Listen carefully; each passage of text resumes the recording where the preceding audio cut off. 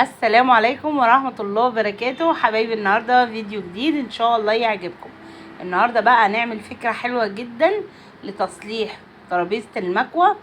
طبعا متهيألي الفيديو ده مهم جدا لناس كتير قوي عندها نفس المشكلة.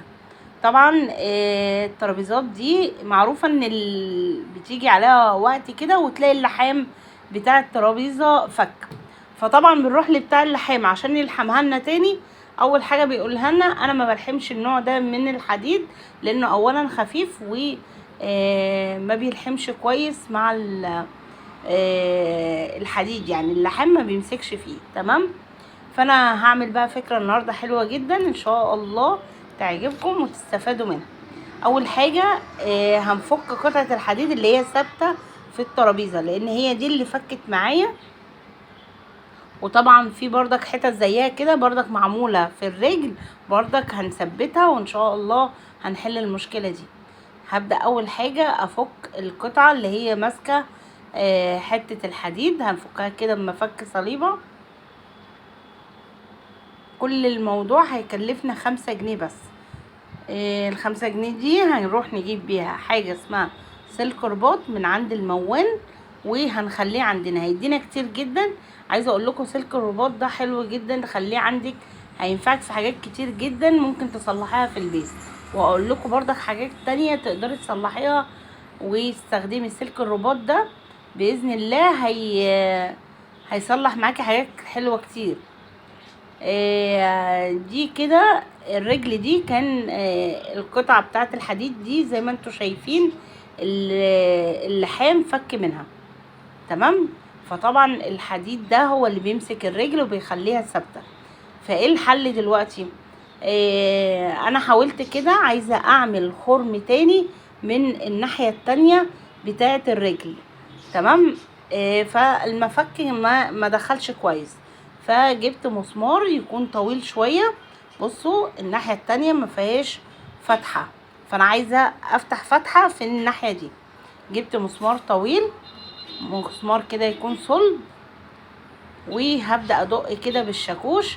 عايزه اقول لكم بالدق يعني بيدخل بمنتهى السهوله لان هو الحديد ضعيف، مش اللي هو الحديد الصلب، لا. هندق كده بالشاكوش لغايه ما يفتح معايا الفتحه من الناحيه التانية. اهو زي ما انتوا شايفين المسمار عدى. استنى اوريها لكم. اهو عدى الناحيه التانية اهو، هو ده اللي انا عايزاه. هنبدأ بقى نشيل المسمار تاني بأي زرادية كده عندك اهو، بيتشال معانا بكل سهولة ما فيهاش اي مشكلة لغاية دلوقتي. بعد كده بقى هنجيب ايه؟ هنبدأ نجيب اللي هو سلك الرباط اللي انا قلتلكوا عليه. هنبدأ نقطع كده جزء حلو كده، قطع يعني بتاع حوالي ربع متر كده عشان نبدأ نثبت بيها اللي هي حتة الحديدة دي. هبدأ ادخل كده سلك الرباط في الفتحتين اللي هما في الرجل الترابيزة اهو. اهو بقى جزء عندي نازل من تحت وجزء من فوق. هنا بقى هبدأ اجيب الجزء اللي هو اللي هنفك منه وهبدأ اربط سلك الرباط حواليه واثبته كويس. وبعد كده هبدأ الف سلك الرباط حوالين الرجل او ادخله في الفتحة اللي احنا عملناها. الفتحة دي بتخليلي ان السلك الرباط ما يروحش ويجي ويفضل ثابت. تمام، طبعا انتوا طبعا يعني كل حد فيكم اكيد هيثبتها كويس يعني. تمام، هنا بقى هبدأ اربط كده كويس عشان تثبت معايا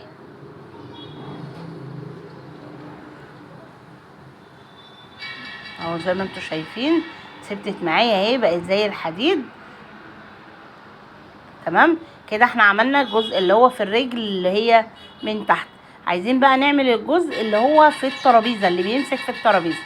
هنعمل برضو نفس الفكره، هجيب المسمار وهبدأ افتح من الناحيه التانية فتحه كمان اهو. وبعد كده هبدأ اشيل المسمار تاني.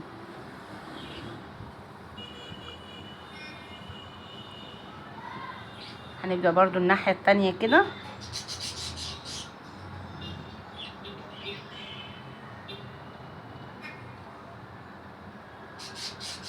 اهو زي ما انتوا شايفين.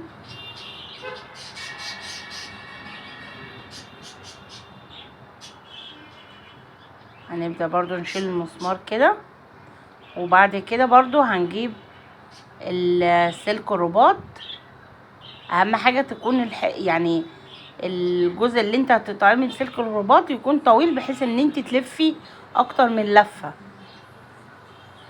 عشان تثبت بس معانا. هبدأ اثبتها كده اهو. بدخل بس سلك الرباط الاول، وبعد كده ببدأ اجيب بقى الجزء اللي انا عايزة اثبته، وببدأ الفه مع الرجل اهو زي ما انتوا شايفين كده.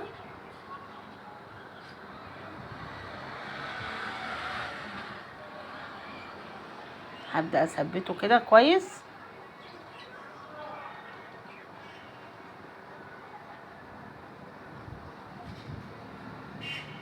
طريقة سهلة جدا وهتوفر بصراحة عليكي كتير. يعني احنا يمكن انا كان عندي ترابيزة قبل دي بصراحة، وما كنتش عارفة اعمل فيها ايه، فرمتها وجبت واحدة جديدة، فلقيتها نفس المشكلة. قلت لا بقى مش شغلانة كل شوية اجيب ترابيزة.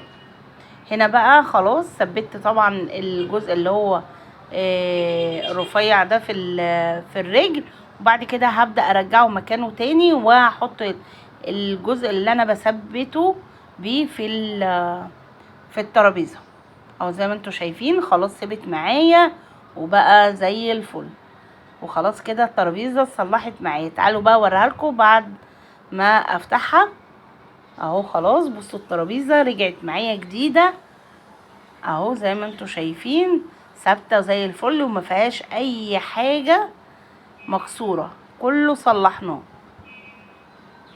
اهو زي ما انتوا شايفين. وده بقى كان فيديو النهارده، اتمنى ان هو يكون مفيد ليكم، تقدروا تعملوا الفكره دي وتجربوها، واكتبوا لي في التعليقات ان الفكره حلوه. واستنوني برضك في افكار تانية كتير ان شاء الله. اي حاجه هلاقيها ان هي مفيده وينفع اعمل بيها فيديو ان شاء الله هعملها لكم، واقول لكم مع السلامه.